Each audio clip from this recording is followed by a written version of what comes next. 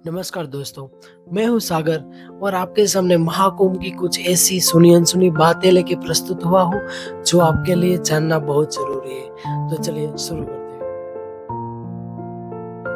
दोस्तों, पौराणिक कथा के अनुसार जब समुद्र मंथन हो रहा था तब उसमें से अमृत निकला। इस अमृत को पाने के लिए देवताओं और दानवों में बड़ा ही भीषण युद्ध छिड़ गया। ये युद्ध कम से कम 12 दिन चला। 12 दिन मतलब मनुष्यों के 12 वर्ष के बराबर होते हैं। महाकुंभ का आयोजन हर 144 वर्षों में प्रयागराज में होता है। यह इस तथ्य पर आधारित है कि देवताओं का 12वां वर्ष पृथ्वी के 144 वर्ष के बराबर होता है।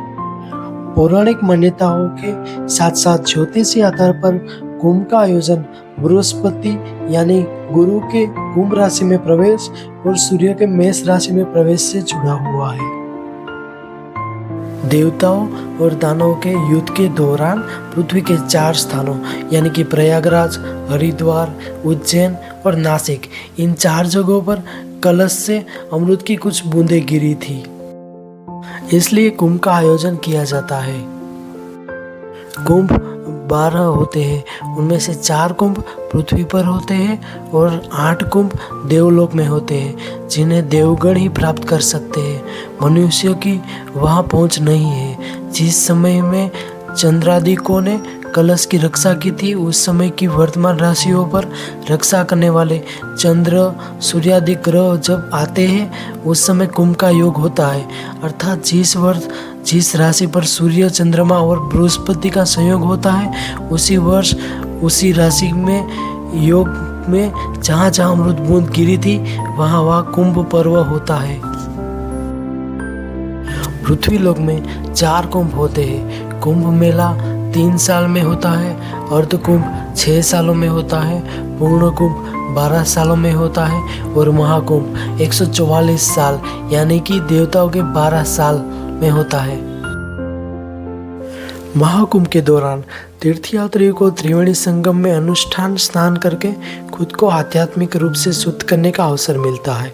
प्रयागराज महाकुंभ में इस बार संगम में पवित्र स्नान के लिए 6 प्रमुख तिथियां निर्धारित है।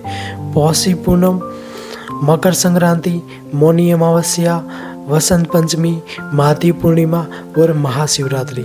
मान्यता है कि इन तिथियों पर गंगा, यमुना और सरस्वती के त्रिवेणी संगम में स्नान का अनुष्ठान करने से आत्मा की शुद्धि होती है और पापों का प्रायश्चित भी होता है।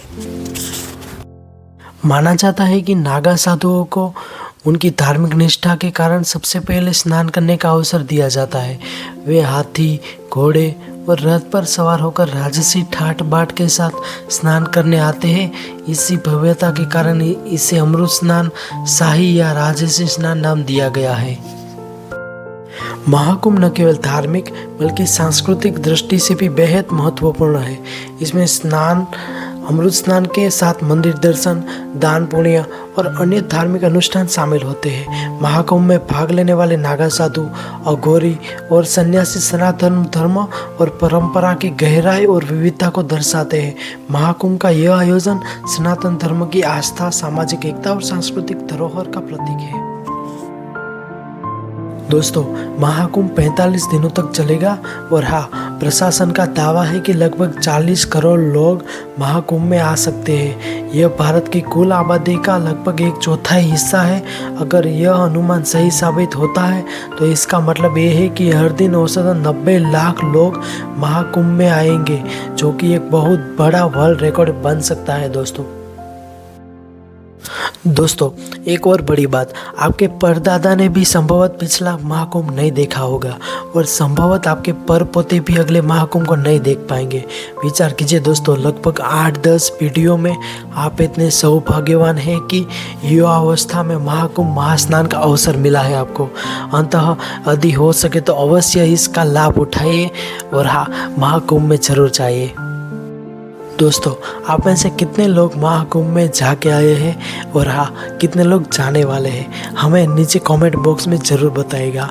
और हाँ दोस्तों, अगर आपको ये वीडियो पसंद आया है तो लाइक कर दीजिए, कमेंट कर दीजिए और हाँ, चैनल को सब्सक्राइब करके बेल आइकन को दबा दीजिए ताकि ऐसे ही इंटरेस्टिंग वीडियो आप तक पहुँचती रहे। धन्यवाद, थैंक यू।